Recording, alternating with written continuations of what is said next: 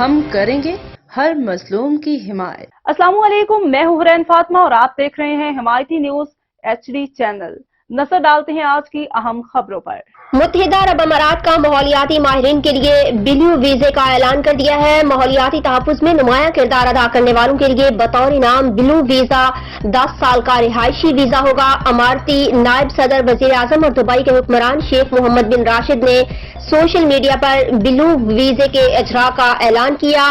متحدہ عرب امارات مختلف قسم کے ویزوں کے ساتھ غیر ملکیوں کا خیر مقدم کرتا رہا ہے، تاہم یہ اقدام مشرق وسطی میں غیر معمولیوں غیر متوقع موسمیاتی تبدیلیوں کے بعد کیا گیا۔